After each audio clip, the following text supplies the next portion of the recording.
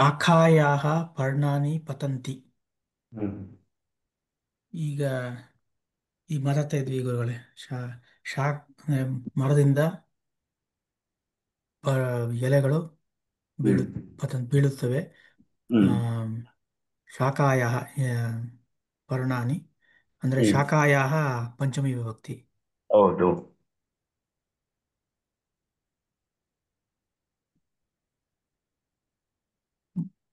ಮುಂದೆ ಓದ್ಬೇಕಾ? ಹಾ, ಇನ್ನೊಬ್ರು ಯಾರಾದ್ರೂ ಓದಿ, ಆಮೇಲೆ ಮತ್ತೆ ಇನ್ನು ಮತ್ತೆ ವಾಪಸ್ ಸೆಕೆಂಡ್ ರೌಂಡ್. मक्षिकाः पुष्पेभ्यः मधु पिबन्ति. ಹ್ಮ್ ಆ, ಮಕ್ಷಿಕ ಅಂದ್ರೆ ಇದಲ್ವಾ? ಹ್ಮ್ ಚಿ ಏನ್ ಹೇಳ್ತೀವಿ ಅದಕ್ಕೆ? ಜೇನುಹುಳ. ದುಂಬಿನ? ಜೇನುಹುಳ. ಜೇನುಹುಳ ಆ ಹೂಗಳಿಂದ ಮಧುವನ್ನ ಆ ಕುಡಿಯುತ್ತೆ. ಹೌದು. ಅದೇ ತರ ಇನ್ನೇನಾದ್ರೂ ಒಂದು ಅದನ್ನೇ ಅನುಸರಿಸಿ ವಾಕ್ಯ ಮಾಡ್ಲಿಕ್ಕಾಗುತ್ತಾನೆ. ಹ್ಮ್.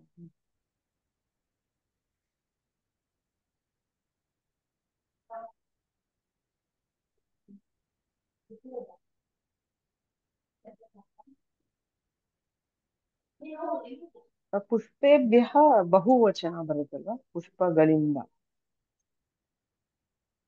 ಹೌದು. ಹ್ಮ್. ಹೂಗಳಿಂದ. ಹೂಗಳಿಂದ. ಹ.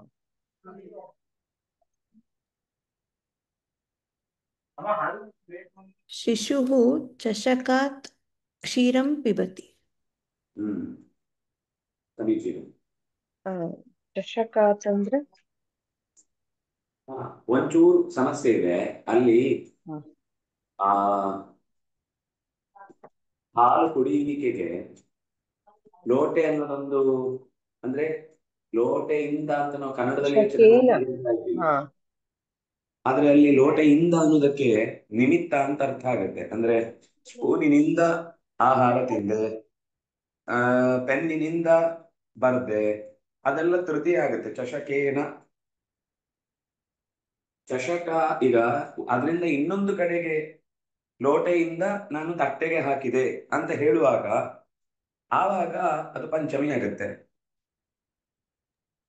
ಹಾ. ಮತ್ತೆ ಇಲ್ಲದ ಹೇಗೆ ಪುಷ್ಪೇಭ್ಯ ಆಗಿದೆ ಅಂತ? ಪುಷ್ಪೇಭ್ಯ ಅನ್ನೋದು ಮಧು, ನಾನು ಜೇನ್ ಸಿಗುದೇ ಅಲ್ಲಿ. ಹಾ ಹಾ ಹಾ ಅಲ್ಲಿಂದಲೇ ಹಾ ಅಲ್ಲಿಂದಲೇ ಅದನ್ನ ತೆಗೀತಾ ಇರೋದು. ಇದು ಲೋಟೆಯಲ್ಲಿ ಹಾಲು ನಾವು ಹಾಕಿದ್ದು. ಹಾ, ಸರಿ.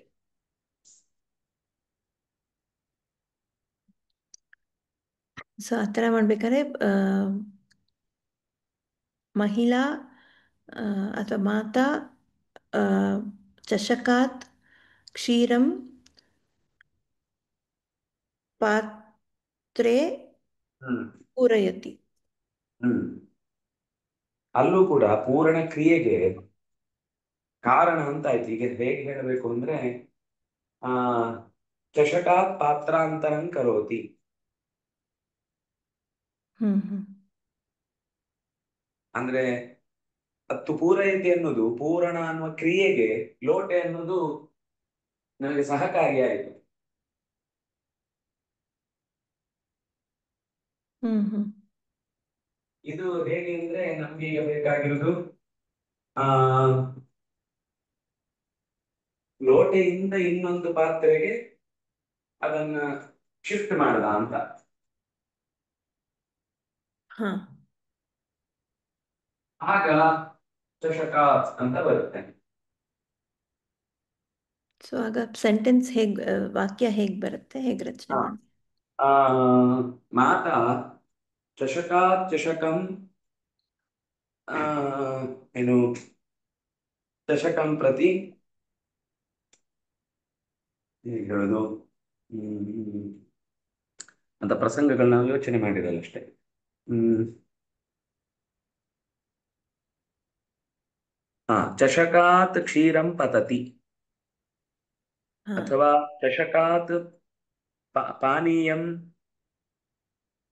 ಸ್ರವತಿ. ಹ್ಮ್ ಅಂದ್ರೆ ಲೀಕ್ ಆಗ್ತಿದೆ ಅಂತಲ್ವಾ? ಹೌದು.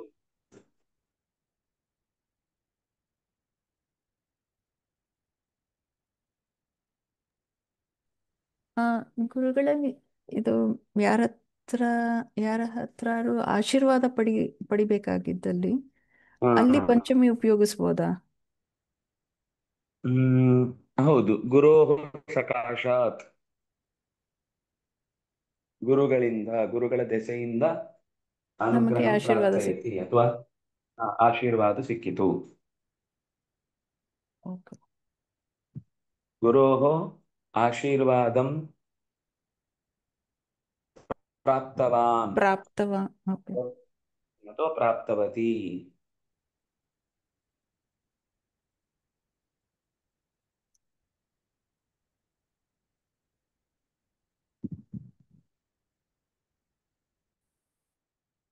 ಮುಂದೆ ಆ,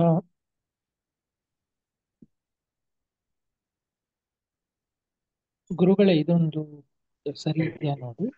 ಮಶಕಾಹ ಮನುಷ್ಯೇಭ್ಯ ರುಧಿರಂ ಪಿಬಂತಿ. ಹ್ಮ್ ಮಶಕಾಃ ಮನುಷ್ಯೇಭ್ಯಃ ರುಧಿರಂ ಪಿಬಂತಿ ಆಗತ್ತೆ. ಸೊಳ್ಳೆಗಳು ಮನುಷ್ಯರಿಂದ ರಕ್ತವನ್ನು ಹ್ಮ್ ಕುಡಿಯುತ್ತವೆ. ಹೌದು. ರಕ್ತ ಮನುಷ್ಯರದ್ದೇ ಆದ್ರಿಂದ, ಮನುಷ್ಯರಲ್ಲೇ ಇರುವಂತದ್ದಾದ್ರಿಂದ ಅದನ್ನ ಅದು ಹೀರುತ್ತಾ ಇದೆ.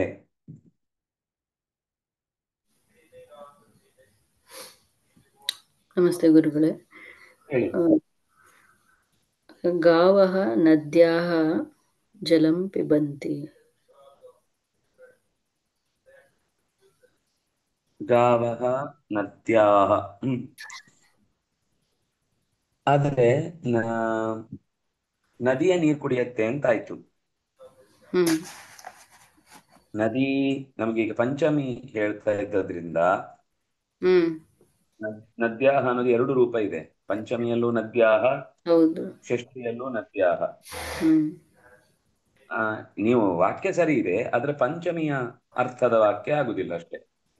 ಹಾ ಹಾ ಹ್ಮ್ ತೊಂದ್ರೆ ಇಲ್ಲ, ವಾಕ್ಯ ಸರಿ ಇದೆ, ಆದ್ರೆ ಅರ್ಥ ಪಂಚಮಿ ಅನ್ನೋದರ ಬದಲು ಅದು ಷಷ್ಠಿ ಅಂತ ನೆನಪಿಟ್ಕೋಬೇಕಷ್ಟೆ. ಓಕೆ. ಆದ್ರೆ ಅದು ಪಂಚಮಿಗೆ ಆಗೋದಿಲ್ಲ, ಅದು ಸರಿಯಾಗಿ ವಾಕ್ಯ. ಇಲ್ಲ, ಏಕೆಂದ್ರೆ ನದಿ ನದಿಯಿಂದ ಅದು ನೀರನ್ನ ನದಿಯ ನೀರನ್ನು ಕುಡಿಯುತ್ತೆ ಹೊರತು ನದಿಯಿಂದ ನೀರನ್ನು ಕುಡಿಯುತ್ತೆ ಅಂತ ಹೇಳಲ್ಲ ಯಾರು. ಹಾ ಹ್ಮ್ ಆ, ಫಲಾತ್ ರಸಂ ಆ, ಪ್ರಾಪ್ನೋತಿ ಅಂತ ಹೇಳ್ಬೋದಾ? ಆ ಅಲ್ಲ, ಅದನ್ನ ಅಂದ್ರೆ ನೇರವಾಗಿ ಫ್ರೂಟ್ ಹಣ್ಣಿನ ಜ್ಯೂಸ್, ಫ್ರೂಟ್ ಜ್ಯೂಸ್ ಅಂತ. ಗೊತ್ತಾಯ್ತು. ನದ್ಯಾಹ ರಸಂ ದ್ರವತಿ, ಅದು ಫಲಾತ್ ರಸಂ ದ್ರವತಿ, ಹಣ್ಣಿನ ದ್ರವತಿ. ನೀರು ಸುರಿತಾ ಇದೆ, ಹಣ್ಣಿನಿಂದ ನೀರು ಸುರಿತಾ ಇದೆ ಅಂತ ಹೇಳುದಾದ್ರೆ ಹೇಳ್ಬೋದು.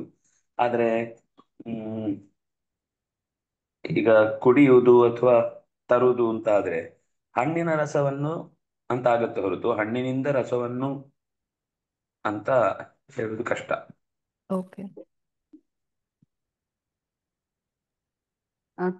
Can we say ಹಣ್ಣಿನಿಂದ ರಸವನ್ನು okay, ಹಾ ಹಣ್ಣಿನಿಂದ ರಸವನ್ನು ತೆಗೆದು ಕುಡಿಯುತ್ತೇನೆ ಅಂತ ಮಾಡಿದ್ರೆ ಆ ಪಂಚಮಿ ಆಗುತ್ತೆ ಹಾ ಆಚಾರ್ಯ. ಆಯ್ತು. ಹಾಗಾಗತ್ತೆ. ಫಲಾತ್ ರಸಂ ಸ್ವೀಕೃತ್ಯ ಪಿಬಾಮಿ. ಹ್ಮ್, ಸರಿ ಆಚಾರ್ಯ.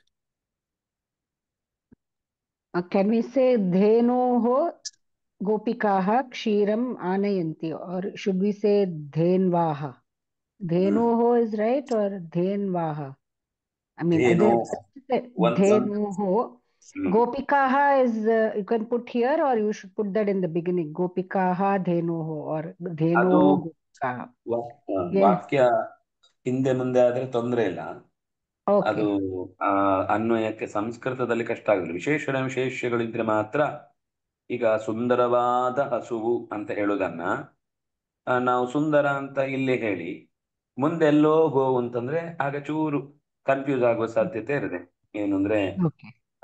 ಸುಂದ ಸುಂದರ್ಯಾಹ ಕ್ಷೀರಂ ಪಿಬತಿ ಗೋಹೋ ಅಂತ ಹೇಳಿದ್ರೆ ಸ್ವಲ್ಪ ಅರ್ಥ ಆಗೋದು ಕಷ್ಟ ಆಗುತ್ತೆ. ಸುಂದರ್ಯಾಹ ಗೋಹೋ ಕ್ಷೀರಂ ಪಿಬತಿ ಓಕೆ. ಅಥವಾ धेनोः गोपिकाः क्षीरम् आनयन्ति is okay, is it? आनयन्ति ಹಾ. ಈಗ they ನಿಮ್ಮ brought. ಅಭಿಪ್ರಾಯ ಗೋವಿನ ಹಾಲನ್ನು, ಗೋವಿನಿಂದ ಹಾಲನ್ನು ಹ್ಮ್ ಈಗ ಆನಯಂತಿ ಅನ್ನೋದು ತರುತ್ತಾರೆ. ಹ್ಮ್ ತರುವುದು ಅಂದ್ರೆ ಹಸುವಿನ ಹಾಲನ್ನು ತರ್ತಾರೆ ಅಂತ ಹೇಳ್ತಾರೆ ಹೊರತು ಹಸುವಿನಿಂದ ಹಾಲನ್ನ ಕರೀತಾರೆ. ಓಕೆ. ಕರೆಯುವುದು ದೋಗ್ಧಿ. ಗೋಭ್ಯಃ ಗೋಪಿಕಾಃ ಹ್ಮ್ ಕ್ಷೀರಂ ಹ್ಮ್ दुहन्ति. दुहन्ति, is it? गोपिकाः No. इति बहुवचन. Duhanti means, what does it mean? Can you tell me in English? ಕೆಚ್ಚಲಿನಿಂದ ಹಾಲು ಕರೆಯುವುದು ಅಂದ್ರೆ Okay, okay. ಹಸುವಿನ ಹಾಲನ್ನ ತಗೊಳ್ಳುದು ನಾವು. Milking the Okay, cow. okay. Milking the cow. Okay. Yes.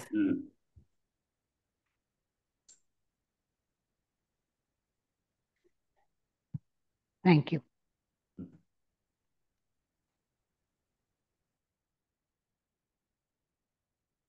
ಸರಿ, ಆಮೇಲೆ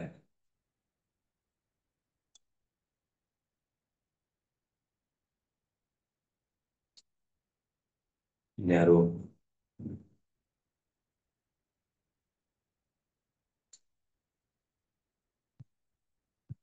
ನಾನು ನೀನು ಅನ್ನೋ ತರದ್ದು ವಾಕ್ಯಗಳನ್ನ ಸೇರಿಸಿ.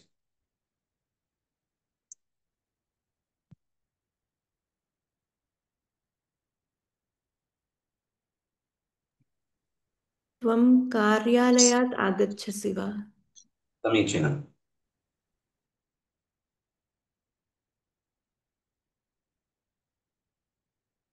त्वं कार्यालयात् इदानीमेव आगच्छसि वा?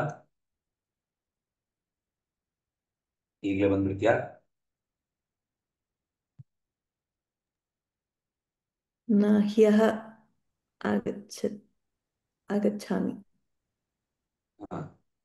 अद्य नागच्छामि, श्वः आगच्छेयम्. ಇವತ್ತು ಬರ್ಲಿಕ್ಕಾಗಲ್ಲ, ನಾಳೆ ಬರ್ಬೋದು.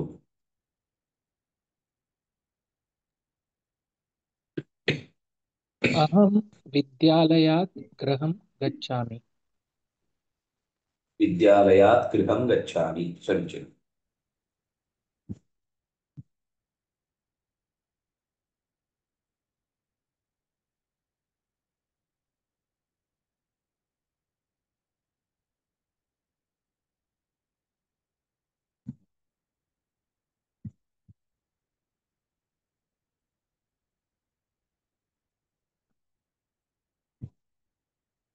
कोऽपि अन्यः?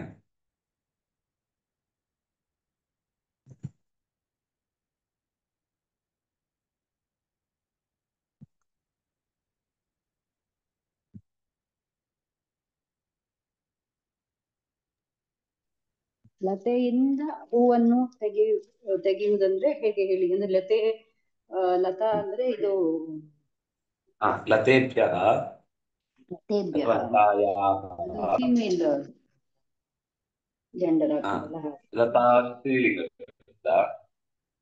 ಲತೆಭ್ಯಃ ಅಂದ್ರೆ ಯಾರೋ ಒಬ್ರು ವ್ಯಕ್ತಿ ಅಂತ ಹೇಳ್ತಿದ್ದೀರಾ?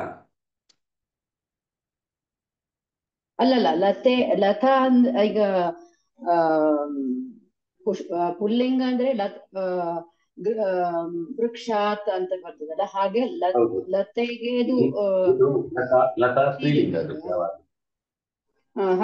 ಆಗ ಅದು ಲತಾತ್ ಬರುದಿಲ್ಲ ಅಲ್ಲ, ಹಾಗೆ ಹೇಳಿದ್ದು. ಇಲ್ಲ, ಲತಾತ್ ಬರುದಿಲ್ಲ. ಲತಾ ಶಬ್ದ ಯಾವಾಗ್ಲೂ ಸ್ತ್ರೀಲಿಂಗ, ಅದು ಯಾವತ್ತೂ ಚೇಂಜ್ ಆಗುದಿಲ್ಲ. ಆಗ ಲತೆಭ್ಯಃ ಪುಷ್ಪಂ ಬಹುವಚನ ತೆಗೆಯುವುದಂದ್ರೆ ಲತಾಭ್ಯಃ ಆಗುತ್ತೆ. ಲತಾ ಅಂದ್ರೆ ಸ್ತ್ರೀಲಿಂಗದಲ್ಲಿ ಲತಾಭ್ಯಃ, ಈಗ ಏನು ರಮಾಭ್ಯಃ ಇದ್ದ ಹಾಗೆ. ಲತಾಭ್ಯಃ ಪುಷ್ಪಾಣಿ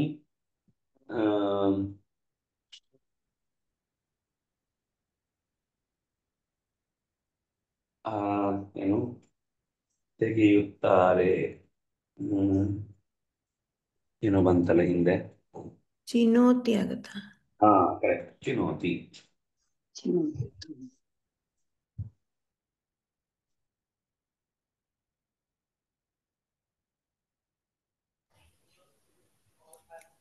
ನಾನು ಮಳೆಯಿಂದಾಗಿ ನೆಂದೆ ಅಂತ ಹೇಳಲಿಕ್ಕೆ. ಅದು ಸಾಮಾನ್ಯ. ತೃತೀಯ ಹೇಳ್ತೀವಿ. ಮಳೆಯಿಂದಾಗಿ ತೊಂದರೆ ಆಯ್ತು ಅಂತ ಹೇಳುವಾಗ ಅಹಂ ವರ್ಷಾತ್ ಉಪದ್ರುತಃ ಅಥವಾ ವರ್ಷಾತ್. ವರ್ಷಾತ್ ಪುಲ್ಲಿಂಗನ ಅದು ವರ್ಷಂ. ಇದು ಸರಿ, ನೀವು ಕೇಳಿದ್ ಕರೆಕ್ಟ್ ಇದೆ. ವರ್ಷ ಶಬ್ದ 3 ಲಿಂಗದಲ್ಲೂ ಇದೆ. ಆದ್ರೆ ಅದರದ್ದೊಂದು ವಿಶೇಷತೆ ಏನು ಅಂದ್ರೆ ಒಂದೊಂದು ಲಿಂಗದಲ್ಲಿ ಒಂದೊಂದು ಅರ್ಥ ಕೊಡುತ್ತೆ. ಅಂದ್ರೆ ನೆನಪಿರ್ಲಿ, ಇದೊಂದು ಸ್ವಲ್ಪ ಸ್ಪೆಷಲ್ ಶಬ್ದ ಇದು. ವರ್ಷ ಒಂದು ವರ್ಷ ಅಂದ್ರೆ ಈಗ ನಾವು ಇದು ಹೇಳ್ತೇವಲ್ಲ, ಈ ಪ್ರಭವ ವಿಭವ ಕ್ಯಾಲೆಂಡರ್ ಹೇಳ್ತೀವಲ್ಲ ವರ್ಷ ಅಂತ. ವರ್ಷ ವರ್ಷಂ ಅಂತಂದ್ರೆ ಭೂಮಿ, ಅಂದ್ರೆ ದೇಶ. ವರ್ಷಂ ತತ್ ಭಾರತಂ ಪ್ರೋಕ್ತಂ. ಭಾರತ ವರ್ಷ. ಭಾರತ ವರ್ಷ ಅಂದ್ರೆ ಅದು ಆಗ ಭೂಮಿ, ಪ್ರದೇಶ. ಇನ್ನು ವರ್ಷ ಅಂದ್ರೆ ಈಗ ನೀವು ಕೇಳಿದ ಸ್ತ್ರೀಲಿಂಗದ ಶಬ್ದ ಮಳೆ. 3 ಲಿಂಗದಲ್ಲಿ 3 ಅರ್ಥ ಇದೆ. ನೀವು ಯಾವ ಶಬ್ದ, ಯಾವ ಲಿಂಗ ಬಳಸ್ತೀರೋ ಆ ಲಿಂಗಕ್ಕೆ ಸಂಬಂಧಪಟ್ಟ ಅರ್ಥ ಅಲ್ಲಿ ತಿಳ್ಕೊಳುತ್ತೆ. ಈಗ ವರ್ಷ ಯಾವ, ಇವಾಗ ನಾವು ವರ್ಷ ಅನ್ಲಿಕ್ಕೆ ಆಕಾಶದಿಂದ ಮಳೆ ಬೀಳುತ್ತಾ ಇದೆ ಅಂದ್ರೆ ಆಕಾಶಾತ್ ವರ್ಷ ಪತತಿ. ವರ್ಷ ಪತತಿ. ವರ್ಷ ಪತತಿ ಹೇಳೋದಾ ಅಥವಾ ಜಲಂ ಪದ್ಧತಿ? ಅದು ಕರೆಕ್ಟ್, ಜಲಂ ಪದ್ಧತಿ ಅಂತ ಹೇಳ್ಬೋದು. ಮಳೆ ಬರ್ತಾ ಇದೆ ಅಂತ ಹೇಳುವ ಉದ್ದೇಶ ಇದ್ರೆ ಅವಾಗ ವರ್ಷ. ನೀರ್ ಬೀಳ್ತಾ ಇದೆ ಅಂತ ಹೇಳೋದಾದ್ರೆ ಜಲ. ಇವಾಗ ಅದು ಒಂದು ಸುಭಾಷಿತ ಹೇಳ್ತಾರಲ್ಲ, ಆಕಾಶಾತ್ ಪತಿತಂ ತೋಯಂ ಅಂತ. ಆಕಾಶಾತ್ ಪತಿತಂ ತೋಯಂ, ಅದು ಪಂಚಮಿಯಲ್ಲಿ ಆಕಾಶ. ಅಲ್ಲಿ ತೋಯಂ ಅಂದ್ರೇನು ಕೂಡ ನೀರೇ ಅಂತನ? ಹೌದು, ತೋಯಂ ಅಂದ್ರೂ ನೀರು ಅಂತಾನೆ ಅರ್ಥ. ನೀರು ಅನ್ನೋದಕ್ಕೆ ಸಂಸ್ಕೃತದಲ್ಲಿ ಸುಮಾರು 100 ಶಬ್ದಗಳಿವೆ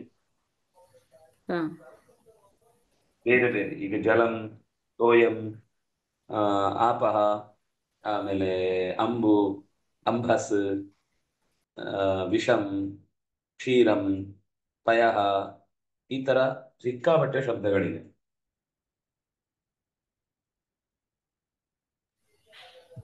ಧನ್ಯವಾದ ಗುರುಗಳು. ಸರಿ.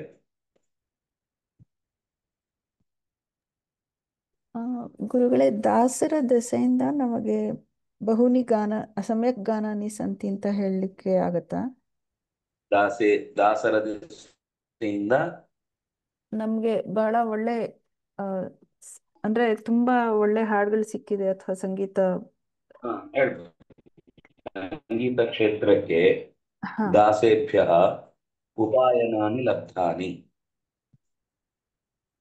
ಅನೇಕಾನಿ ಪದ್ಯಾನಿ ಉಪಾಯನತ್ವೇನ ಲಬ್ಧಾನಿ. ಉಡುಗೊರೆಯ ರೂಪದಲ್ಲಿ ದಾಸರಿಂದ ನಮಗೆ ಅನೇಕ ಹಾಡುಗಳು ಸಿಕ್ಕಿವೆ ಅಥವಾ ಸಾಹಿತ್ಯ ಕ್ಷೇತ್ರಕ್ಕೆ ಅಥವಾ ಸಂಗೀತ ಕ್ಷೇತ್ರಕ್ಕೆ ತುಂಬಾ ಉಪಕಾರ ಆಗಿದೆ. ದಾಸೇಭ್ಯ ಸಾಹಿತ್ಯ ಕ್ಷೇತ್ರಂ ಬಹು ಉಪಕೃತಂ.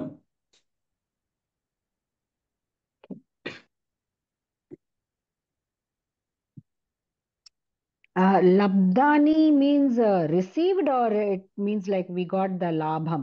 How does it, is there a difference? To receive. Receive. ಲಾಭವು ರಿಸೀವೇ ಆಗುದು, ಆದ್ರೆ ನಾವು ಅದಕ್ಕಿಂತ ಹೆಚ್ಚಾಗುದಷ್ಟೇ. Then we can say Rajah Dhanam Labdani also. Can we say that from the Raja got money. राज्ञः धनं लब्धं Labdham. ರಾಜನಿಂದ ರಾಜನ ಕಡೆಯಿಂದ ದುಡ್ಡು ಸಿಕ್ಕಿತು. Okay. Labdham is it? Not labdhani. Oh, okay. I got. Then if I say ಧನಂ ಅನ್ನುವ labdham. ಶಬ್ದ ಇದ್ರೆ ಲಬ್ಧಂ, ಧನಾನಿ ಅಂತಿದ್ರೆ Okay. ಲಬ್ಧಾನಿ. Oh, okay, okay. But it is Rajaha or Rajyaha then? ರಾಜ್ಞಃ ರಾಜ ಶಬ್ದ ನಕಾರ ಅಂತ, ಆದ್ರಿಂದಾಗಿ ಅದು ರಾಜ ಅಂತ ಶಬ್ದ ಇಲ್ಲ. ಈಗ ಕೃಷ್ಣ ರಾಮ ಇದ್ದ ಹಾಗೆ ರಾಜ ಶಬ್ದ ಇಲ್ಲ. ರಾಜ ರಾಜಾನೋ ರಾಜಾನಃ, ರಾಜಾನಂ ರಾಜಾನೋ ರಾಜ್ಞಃ, ರಾಜ್ಞಾ ರಾಜಭ್ಯಾಂ ರಾಜಭಿಃ, ರಾಜ್ಞೇ ರಾಜಭ್ಯಾಂ ರಾಜಭ್ಯಃ. ಈಗ ನಮ್ಗೆ ಬೇಕಾದದ್ದಿಲ್ಲಿ ರಾಜ್ಞಃ, ರಾಜನಿಂದ, ರಾಜನ ದೆಸೆಯಿಂದ, ಪಂಚಮಿ ವಿಭಕ್ತಿ ರಾಜ್ಞಃ. Okay. Okay, thank you.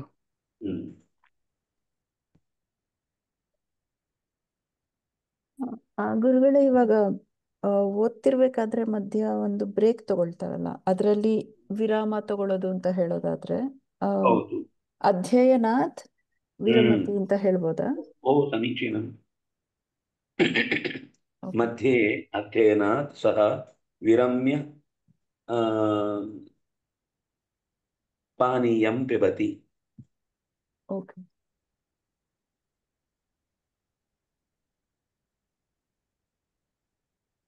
ಗುರುಗಳೇ, ಸಖಿ ಶಬ್ದ ಇಕಾರ ಅಂತ. ತ್ವಂ ಸಖ್ಯುಃ ಪುಸ್ತಕಾನಿ ಸ್ವೀಕರೋತು ಆಗ್ಬಹುದಾ? ಆಗುತ್ತೆ. ಅವನಿಂದನೇ ತಗೋ ಪುಸ್ತಕ, ನನ್ನ ಪುಸ್ತಕ ಅವನ ಹತ್ರನೇ ಇದೆ, ಆಗ ನೀವು ಸಖ್ಯು ಪುಸ್ತಕಂ ಸ್ವೀಕುರು. ತ್ವಂ ಮಮ ಸಖ್ಯು ಅಥವಾ ತ್ವಂ ಸಖ್ಯು ಮಮ ಪುಸ್ತಕಂ ಸ್ವೀಕುರು. ಅಲ್ಲಿ ಮಮ ಅನ್ನೋದನ್ನ ನೀವೆಲ್ಲ ಹಾಕ್ತಿರೋ ಅದರ ಅರ್ಥ ಬೇರೆ ಆಗ್ಬಿಡುತ್ತೆ. ಮಮ ಸಖ್ಯು ಪುಸ್ತಕಂ ಅಂತಂದ್ರೆ ನನ್ನ ಗೆಳೆಯನ ಪುಸ್ತಕ. ಸಖ್ಯು ಮಮ ಪುಸ್ತಕಂ, ಅವನಿಂದ ನನ್ನ ಪುಸ್ತಕ ತಗೋ ಅಂತ ಹೇಳಿದ್ರೆ ಮಮ ಪುಸ್ತಕಂ ಅಂತ ಆಗುತ್ತೆ. ಸರಿ ಗುರುಗಳೇ.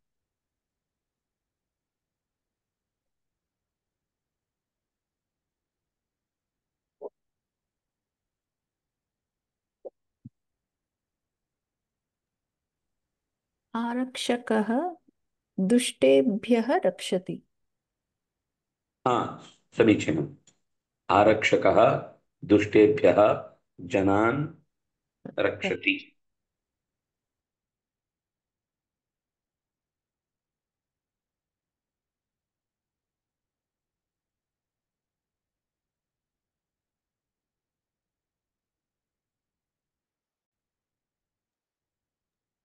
आरक्षकः वाहनात् अवरुह्य दुष्टजनान् हन्ति. ದುಷ್ಟಜನಾನ್ ಹಂತಿ.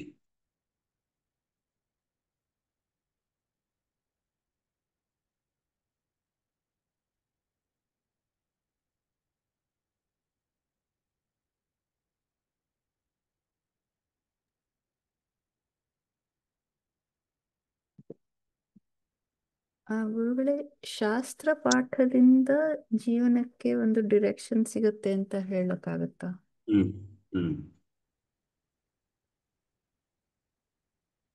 ಅಂದ್ರೆ ಶಾಸ್ತ್ರ ಪಠನ ಮಾಡೋದ್ರಿಂದ ಅಂತ ಹೇಳ್ಬೇಕಾಗುತ್ತೆ. ಹೌದು. ಸರ್ವಾಣಿ ವಸ್ತೂನಿ ಜೀರ್ಣವಸ್ತ್ರಾತ್ ಪತಂತಿ ಆಗತ್ತಾ?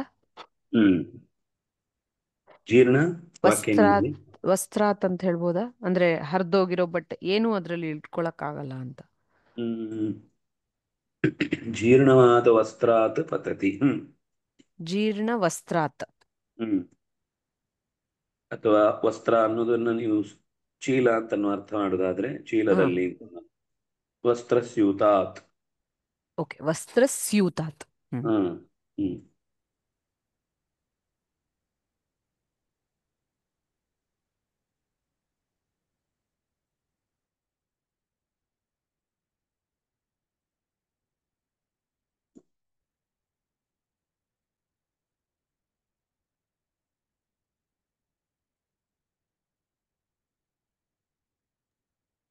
ಆ, ಗುರುಗಳೇ, ಗುರುಭ್ಯಃ ಹ್ಮ್ ಜ್ಞಾನಂ ಹ್ಮ್ ಪ್ರಸರತಿ ಹಾ ಹೇಳ್ಬೋದಾ? ಹ್ಮ್ ಗುರುಗಳಿಂದ ಜ್ಞಾನವು ಹ್ಮ್ ಹ್ಮ್ ಪ್ರಸರಿಸುತ್ತದೆ, ಹರಿಯುತ್ತದೆ. ಹ್ಮ್ ಆಗುತ್ತೆ.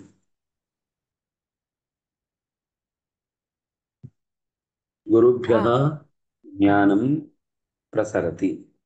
ಆ, ಆದ್ರೆ ಗುರುಗಳೇ ಇದ್ರಲ್ಲಿ ಅವ್ರು ಹೇಳ್ಕೊಡೋದ್ರಿಂದ ಅವ್ರನ್ನ ಅದು ಅಪಾದಾನ ಆಗತ್ತೆ ಅಂತ ಅನ್ಸತ್ತಾ? ಅಲ್ಲಲ್ಲ, ಈಗ ಅದರ ತಾತ್ಪರ್ಯ ಏನು ಅಂದ್ರೆ ಅವರ ದೆಸೆಯಿಂದ ಜ್ಞಾನ ಎಲ್ಲ ಕಡೆಗೆ ಹರಿತಾ ಇದೆ. ಓಕೆ. ಆಗ ಹ ಗುರುಭಿಹಿ ಅಂತಾನು ಹೇಳ್ಬೋದು ಇಲ್ಲಿ. ಹಾ, ಅಂದ್ರೆ ತೃತೀಯನೂ ಯೂಸ್ ಮಾಡ್ಬೋದು ಅಂತ ಅಲ್ವಾ? ಹೌದು ಹೌದು.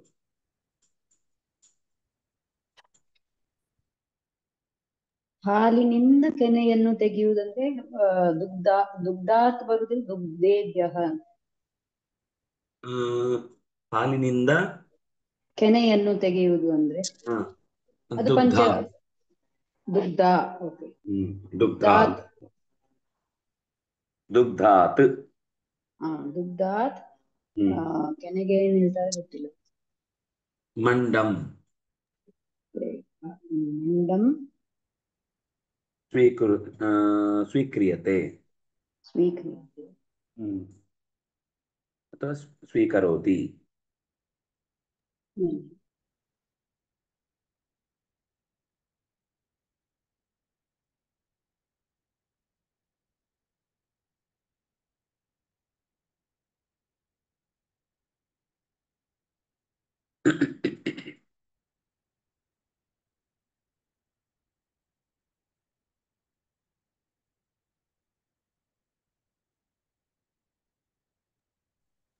ಇದು ಆ, ಪಂಚಮಿ ವಿಭಕ್ತಿ ಸೆಪರೇಷನ್, ಆಮೇಲೆ ಇನ್ನೊಂದು ಭಯ, ಆಮೇಲೆ ಇನ್ನೊಂದು ಆಸೆ, ಎರಡು ಮೂರು ಆಗತ್ತಲ್ವಾ? ನಂಗೆ ಅರ್ಥ ಆಗ್ಲಿಲ್ಲ ಏನೇನು. ಅಪಾ ಅಪಾದಾನಕಾರಕನು ಅಂದ್ರೆ ಪಂಚಮಿ ವಿಭಕ್ತಿ ಹೌದು. ಸೆಪರೇಷನ್ ಆದಾಗ್ಲೂ ಬರುತ್ತೆ. ಆ, ಹಾ ಭಯ ಭಯಕ್ಕೂ ಬರುತ್ತೆ. ಹೌದು. ಭಯದ್ದು ಆಸೆಗೂ ಬರುತ್ತಾ? ಪ್ರತ್ಯೇಕವಾಗಿ ಒಂದು ಸೂತ್ರವೇ ಮಾಡಿ ಹೇಳಿದ್ದಾನೆ. ಹಾ, ಆಸೆಗೂ ಬರುತ್ತಾ? ಆಸೆಗೆ ಅಂದ್ರೆ ಆಸೆ ಅನ್ನುವ ಧಾತು ಪ್ರಯೋಗ ಮಾಡುವಾಗನ ಹಾ, ಆ ಅರ್ಥ ಬರುವಾಗ ಇಲ್ಲ ಕೇಳಿದ್ ಜ್ಞಾಪಕ, ಅದಕ್ಕೋಸ್ಕರ. ಇಲ್ಲ ಇಲ್ಲ ಅಂದ್ರೆ ಈಗ ವಾಕ್ಯ ಹೇಳಿ, ವಾಕ್ಯ ಗೊತ್ತಾಗ್ತಿಲ್ಲ ನಂಗೆ. ಆ ಅಭಿಪ್ರಾಯ ಹೇಳಿ. ಆಮ್, ಅದು ಗೊತ್ತಾಗ್ತಿಲ್ಲ ಹೇಳಕ್ಕೆ, ಬಟ್ ಅದೊಂದು ವಿಷಯ ನನಗೆ ಕೇಳಿದ ಜ್ಞಾಪಕ ಇದೆ, ಅದಕ್ಕೋಸ್ಕರ.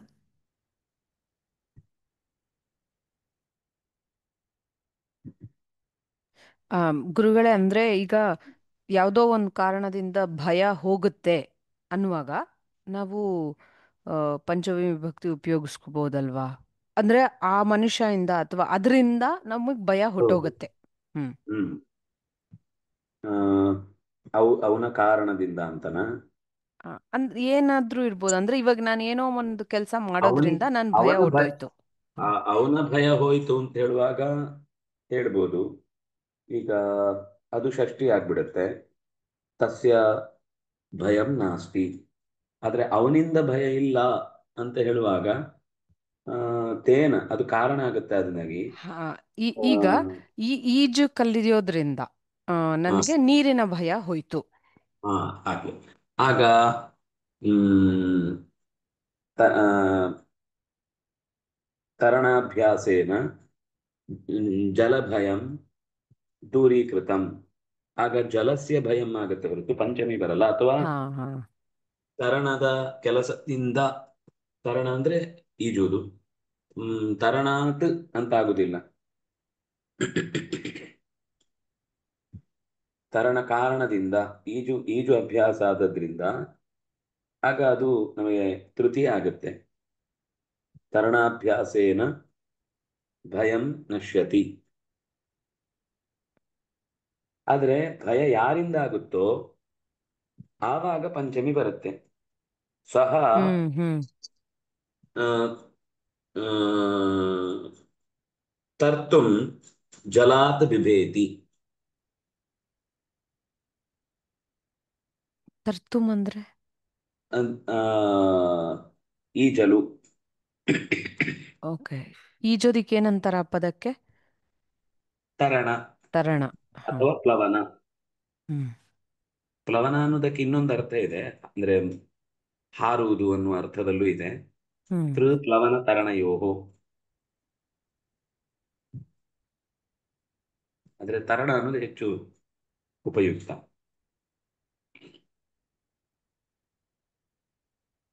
ಅಂದ್ರೆ ಉಪಯೋಗಿಸ್ಬೋದು, ಬಟ್ ಆ ಕಾಂಟೆಕ್ಸ್ಟ್ ನೋಡ್ಕೊಂಡು ಅದಕ್ಕೆ ಅವಾಗ ನಾವು ಅದನ್ನ ಬೇಕಾದ್ರೆ ಉಪಯೋಗಿಸ್ಬೋದಲ್ವಾ? ಹ್ಮ್.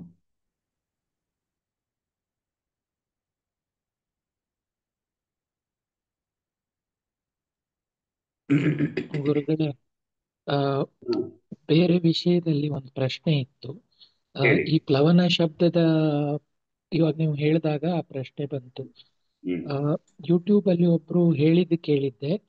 ಆ, ಈ ಪ್ಲವನ ಶಬ್ದಕ್ಕೆ ಎರಡು ಅರ್ಥ ಇರೋದ್ರಿಂದ, ಹಾರೋದು ಮತ್ತೆ ಈಜೋದು ಅರ್ಥ ಇರೋದ್ರಿಂದ, ಆ ಹನುಮಂತ ಆ ಸಮುದ್ರವನ್ನ ಈಜಿ ದಾಟಿದ ಅಂತ ಅವ್ರು ಅರ್ಥ ಮಾಡ್ತಾರೆ. ಹೌದು. ಆದ್ರೆ ಈಜಿ ದಾಟಿದ ಅಂತ ಅರ್ಥ ಮಾಡುದು ಕಥೆಗೆ ವಿರುದ್ಧ. ಹ್ಮ್ ಯಾಕೆಂದ್ರೆ ಪುಪ್ಲುವೆ ಅಂತ ಇರುದಲ್ಲಿ. ಹ್ಮ್ ಆ, ಪ್ಲವನ ನೋಡಿ, ಪ್ಲವಂಗ ಅಂತ ಶಬ್ದ ಇದೆ ಹ್ಮ್ ಯಾವುದಕ್ಕೆ? ಮಂಗಗಳಿಗೆ. ಹ್ಮ್ ಮಂಗಗಳಿಗೆ ಪ್ಲವಂಗ ಅಂತ ಯಾಕೆ ಹೆಸರು ಬಂತು ಅಂದ್ರೆ, ಪ್ಲವಿತ್ವಾ ಪ್ಲವಿತ್ವಾ ಗಚ್ಚಂತಿ, ನೆಗೆದು ನೆಗೆದು ಕುಣಿದು ಕುಣಿದು ಕುಪ್ಪಳಿಸಿ ಹೋಗ್ತಾವೆ. ಆದ್ರಿಂದಾಗಿ ಅದನ್ನ ನಾವು ಈಜಿ ಈಜಿ ಮಂಗ ಅಂತ ಹೇಳಲಿಕ್ಕೆ ಬರುದಿಲ್ಲ. ಎಲ್ಲೂ ಮಂಗ ಈಜಿ ಪ್ಲವಂಗ ಆಗಿದ್ದಲ್ಲ, ಹ್ಮ್ ಹಾರಿಯೇ ಪ್ಲವಂಗ ಆಗಿದ್ದು. ನಂಗೆ ಇನ್ನೊಂದು ಪಿಕ್ಚರ್ ಬಂತು ಮನ್ಸಲ್ಲಿ. ಅಂದ್ರೆ ಇವಾಗ ಒಂದು ರೆಂಬೆಯಿಂದ ಹಿಡ್ಕೊಂಡು ಇನ್ನೊಂದು ರೆಂಬೆಗೆ ಹಿಡ್ಕೊಂಡು ಹಾರುತ್ತಲ್ಲ ಮಂಗಗಳು. ಅದರಿಂದಾಗಿ ಆ ಅರ್ಥ, ಅವ್ರು ಮಾಡುವ ಅರ್ಥ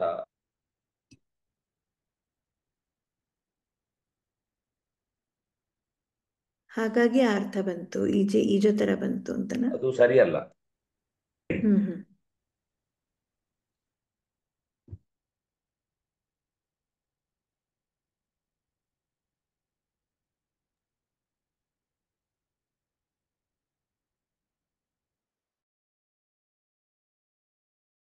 One doubt I have regarding the word king. I was going through Shabda Manjari. One place it is ಏನಾಯ್ತು? hello? Hello, can you hear me?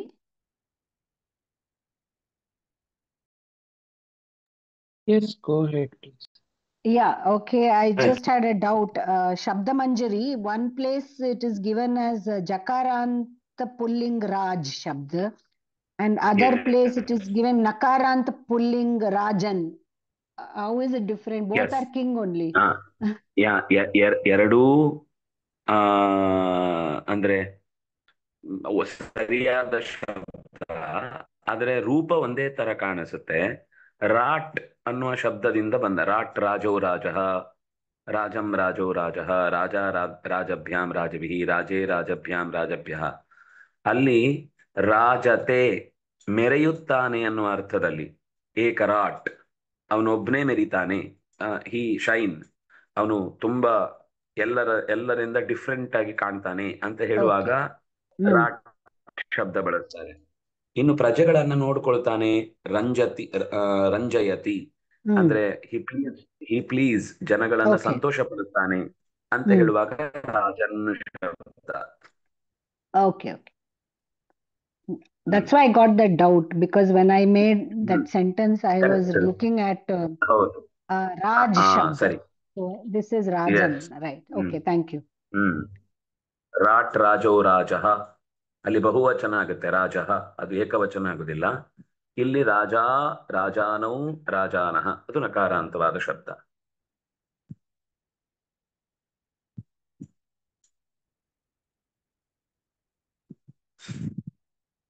Doubt clear ಆಯ್ತಾ? Yes, thank you. Yes. ಪರ್ವತಾತ್ ನದಿ ಪ್ರವಹತಿ, ಪರ್ವತದಿಂದ ಕೆಳಕ್ಕೆ ಹರಿಯತ್ತೆ, ಅದರಿಂದಾಗಿ ಪರ್ವತವನ್ನು ಬಿಟ್ಟು ಬಂತು, ಆದ್ರಿಂದ ಅಲ್ಲಿ ಪಂಚಮಿ ಬಂತು. ಧನಿಕಾಹ ಗ್ರಾಮಾತ್ ನಗರಂ ಗಚ್ಚತಿ, ಧನಿಕರು ಗ್ರಾಮದಿಂದ ನಗರದೆಡೆಗೆ ಸಾಗುತ್ತಾರೆ. ಸಮುದ್ರಾತ್ ಜನಾಹ ರತ್ನಾನಿ ಆನಯಂತಿ, ಸಮುದ್ರದಿಂದ ಅಂದ್ರೆ ಸಮುದ್ರದಿಂದ ತರುವುದು ಅಂದ್ರೆ ಅದು ಸಮುದ್ರದ ವಸ್ತು, ಆ ವಸ್ತುವನ್ನು ಸಮುದ್ರದಿಂದ ಬೇರೆ ಮಾಡಿ ತರುವುದಾದ್ರಿಂದ ಅಲ್ಲಿ ಪಂಚಮಿ ಬಂತು. ಸರಿ, ಷಷ್ಠಿಯನ್ನು ಹಾಗೆ ಒಂದು 2 ನಿಮಿಷ ನೋಡ್ಬಿಡೋಣ, ಆಮೇಲೆ ಮುಕ್ತಾಯ ಮಾಡೋಣ, ಮುಂದೆ ಹೋಗ್ಬಿಡೋಣ. ಒಂದು ಪ್ರಶ್ನೆ ಇತ್ತು ಆಚಾರ್ಯರೇ. ಹೇಳಿ ಹೇಳಿ. ಪಂಚಮಿ ವಿಭಕ್ತಿಯಲ್ಲಿ ನಾವು ಇವಾಗ ಪ್ರಯತ್ನ ಮಾಡ್ಬೇಕಂದ್ರೆ ಅಲ್ಲಿರೋ ಕ್ರಿಯಾಪದಗಳನ್ನ ನಾವು ಕಾಂಟೆಕ್ಸ್ಟ್ ತರ ಇಟ್ಕೊಂಡು ಬೇರೆ ಉಳಿದಿದ್ದೆಲ್ಲ ಚೇಂಜ್ ಮಾಡ್ಕೊಂಡು ಮಾಡಬಹುದಲ್ವಾ? ಮಾಡಬಹುದು, ಅವಶ್ಯ ಮಾಡಬಹುದು. ಹಾ,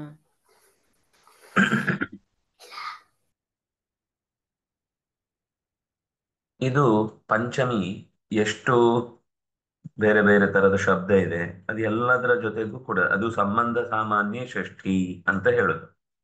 ಯಾವುದೇ ರೀತಿಯ ಸಂಬಂಧ ಇರ್ಬೋದು, ಅದು ಗುರು ಶಿಷ್ಯ ಸಂಬಂಧ ಇರ್ಬೋದು, ತಂದೆ ತಾಯಿ ಸಂಬಂಧ ಇರ್ಬೋದು, ಅಥವಾ ಉತ್ಪಾದಕ ಸಂಬಂಧ, ಏನೋ 100 ತರದ ಸಂಬಂಧಗಳನ್ನು ಹೇಳುತ್ತಾರೆ. ಆದ್ರೆ ಅದು ಅದರದ್ದು ಅದಕ್ಕೆ ಸಂಬಂಧಿಸಿದ್ದು ಅಂತ ಎಲ್ಲಿ ಬಂದ್ರು ಅದು ಷಷ್ಠಿ ಬಂದು ಬಿಡುತ್ತೆ. ಭರ್ತು ಗೃಹಂ ಗಚ್ಚತಿ, ಮನೆ ಯಾರದ್ದು? ಗಂಡನದ್ದು. ಹಾಗಾಗಿ ಅಲ್ಲಿ ಭರ್ತು ಅಂತ ಷಷ್ಠಿ ಬಂತು. ದುಹಿತು ಶಿಶುಂ ಲಾಲಯತಿ, ಮಗಳ ಮಗುವನ್ನು ನೋಡ್ಕೊಳ್ತಾಳೆ, ಆಗ ಮಗಳ ಮಗು, ಅದು ಸಂಬಂಧ ಮಗಳದ್ದು. ಅದು ತಂದು ಹೇಳುದಾದ್ರೆ ಮಾತುಹು ದೌಹಿತ್ರಂ, ದೌಹಿತ್ರ ಅಂತಂದ್ರೆ ಮೊಮ್ಮಗು, ಆ ತಾಯಿಯ ಮೊಮ್ಮಗು ಅಳ್ತಾ ಇದೆ ಅಂತ ಹೇಳುವಾಗ ತಸ್ಯಾಹ ದೌಹಿತ್ರಸ್ಯ ಅಥವಾ ತಸ್ಯಾಹ ದೌಹಿತ್ರಃ ರೋದಿತಿ, ಅವಳ ಮೊಮ್ಮಗು ಅಂದ್ರೆ ಮೊಮ್ಮಗುವಿನ ಸಂಬಂಧವಾಗಿ ಅಜ್ಜಿಗಿದೆ, ಮಗುವಿನ ಸಂಬಂಧವಾಗಿ ತಾಯಿಗಿದೆ. ಹೀಗೆ ಏನೇ ಸಂಬಂಧಗಳಿದ್ರೂ ಕೂಡ ಅಲ್ಲಿ ಷಷ್ಠಿ ಬರುತ್ತೆ ಅನ್ನೋದು ನಮಗೆ ನೆನಪಿದ್ರೆ, ಅದು ಯಾವ ಶಬ್ದ ಅಂತ ಒಂಚೂರು ನೋಡ್ಕೋಬೇಕಾಗುತ್ತೆ. ಯಾವ ಶಬ್ದದ ಮೇಲೆ ಷಷ್ಠಿ ಹೇಳಬೇಕು, ಅದಕ್ಕೆ ತಕ್ಕಂತೆ ರೂಪವನ್ನು ಬದಲಾಯಿಸಬೇಕಾಗುತ್ತೆ. ಇನ್ನೇನಾದ್ರೂ ಪ್ರಯೋಗ ಮಾಡ್ತಾ ಹೋಗಿ 2 ನಿಮಿಷ. ಗುರುಗಳೇ, ಒಂದು ಕ್ವಿಕ್ ಪ್ರಶ್ನೆ. ಇಲ್ಲಿ ಮಾತಾ ದುಹಿತುಹು ಶಿಶುಂ ಲಾಲಯತಿಲಿ ಯಾವ್ದು ಷಷ್ಠಿ ವಿಭಕ್ತಿ, ಯಾವ ಪದ? ದುಹಿತುಹು. ದುಹಿತು ಅಲ್ಲಿ ಒಂದೇ ಷಷ್ಠಿ ಇರುವುದು. ಓಕೆ. ಮಾತಾ ತಾಯಿಯು, ದುಹಿತುಹು ಮಗಳ, ಶಿಶುವನ್ನು, ಲಾಳಯತಿ ನೋಡಿಕೊಳ್ಳುತ್ತಾಳೆ. ಓಕೆ, ಅರ್ಥ ಆಯ್ತು ಸರ್. ಧನ್ಯವಾದಗಳು. ಗುರುಗಳೇ, ಭರ್ತುಹು ಗೃಹಂ ಗಚ್ಚತಿ ತರನೇ ಸಖ್ಯುಹು ಗೃಹಂ ಗಚ್ಚಾಮಿ ಅಂತ ಹೇಳ್ಬೋದಾ? ಓ, ಖಂಡಿತ.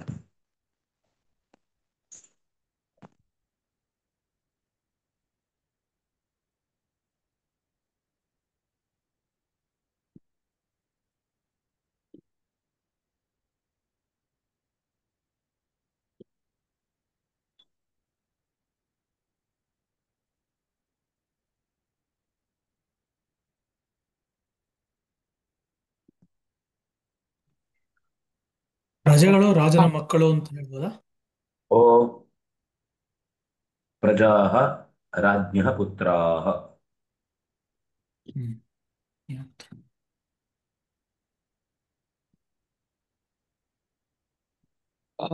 ತಸ್ಯಾಹ ದೌಹಿತ್ರಃ ರುದತಿ, ನೀವು ಹೇಳುತ್ತಿದೆ ಅಲ್ವಾ? ಹೌದು. ಇಲ್ಲಿ ಹೇಗೆ ಅರ್ಥ ಮಾಡ್ಕೋಬೇಕು?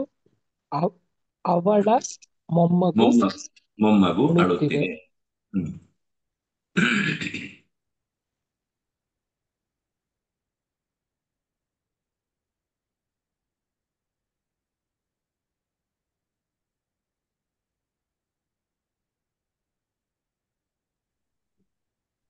ಜಾಮಾತುಃ ಗೃಹಾತ್ ಸ್ವಸಾರಂ ಆನಯತಿ, ಅಳಿಯನ ಮನೆಯಿಂದ ತಂಗಿಯನ್ನು ಕರೆತರುತ್ತಾನೆ.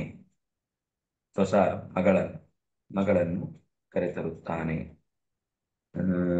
ಯಾರು ಸಾರಿ ಮಗಳು ಅಂತಾನೆ ತಂಗಿನೇ, ಆದ್ರೆ ಅವನು ತರುವುದು ಪುತ್ರ ಆದ್ರಿಂದಾಗಿ ಪಿತುಹು ಆಜ್ಞೆಯ ಪುತ್ರ ಸ್ವಸಾರಂ ತಂಗಿಯನ್ನು ಕರೆತರುತ್ತಾನೆ. ವಯಂ ಶಕಟಸ್ಯ ಶಬ್ದಂ ಆಕರಣಯಾಮಃ. ಟ್ರೈನ್ ಹೋಗ್ತಾ ಇದೆ. ಧೂಮಶಕಟಸ್ಯ ಶಬ್ದ ಮಾಂ ಪ್ರತಿದಿನಂ ಶ್ರೂಯತೆ. ನನಗೆ ಪ್ರತಿ ದಿವಸ ಧೂಮಶಕಟದ ಆ ಟ್ರೈನ್ನ ಶಬ್ದ ಕೇಳುತ್ತೆ. ಮಯಾ ಶ್ರೂಯತೆ. ವಯಂ ಧೇನೋಃ ಕ್ಷೀರಂ ಪಿಬಾಮಃ. ಯೂಯಂ ಶಕಟಸ್ಯ ಉಪರಿ ತಿಷ್ಠಂತು. ನೀವು ಗಾಡಿಯ ಮೇಲೆ ನಿಂತ್ಕೊಳ್ಳಿ. ನದ್ಯಾಹ ಜಲಂ ರುಚಿರಂ. ನದಿಯ ನೀರು ತುಂಬಾ ರುಚಿಯಾಗಿದೆ. ಜಲಪೂರಣ ಜಲಪೂರಣಿ ಅಂತಂದ್ರೆ ನೀರನ್ನ ತುಂಬಿಸುವ ಏನಂತಾರೆ ನಳಿಗೆ ತರ ಈ ಕರುವಿಗೆ ಕುಡಿಸ್ಲಿಕ್ಕೆ. ಜಲಪೂರಣ್ಯಾ ಸಹಾಯೇನ ಕ್ಷೀರಂ ಪಾಯಯತಿ. ಅದು ಸ್ವಂತ ಹಾಲು ಕುಡಿತಾ ಇಲ್ಲ, ಆಗ ಜಲಪೂರಣ್ಯಾ ಸಹಾಯೇನ ನೀರನ್ನ ಕುಡಿಸುವ ಸಾಧನದಿಂದ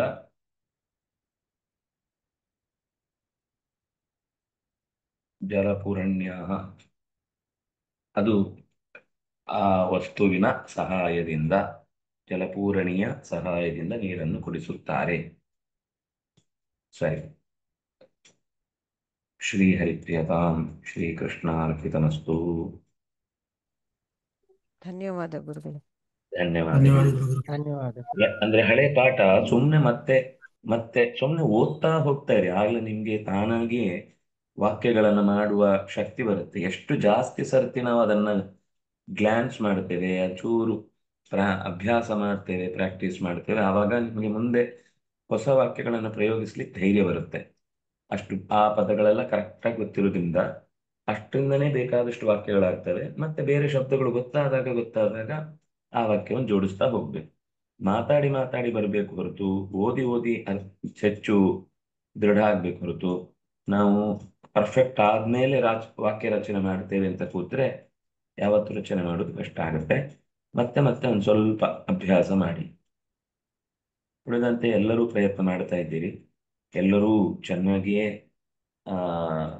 ಅದನ್ನ ಗ್ರಹಿಸ್ತಾ ಇದ್ದೀರಿ. ಆ ಗ್ರಹಣೆಗೆ ಇನ್ನೊಂಚೂರು ಪೋಷಕವಾದ ಅಂಶ ಅಂತ ಹೇಳಿದ್ರೆ ನಮ್ಮ ನಿರಂತರವಾದ ಸ್ಪರ್ಶ, ಅಂದ್ರೆ ಆ ಅಧ್ಯಯನದ ಕಡೆಗೆ ಒಂದು ನಿರಂತರವಾದ ಗಮನ. ಸರಿ. ರಾಮ್ ರಾಮ್. ರಾಮ್. ಧನ್ಯವಾದಗಳು. ಧನ್ಯವಾದ.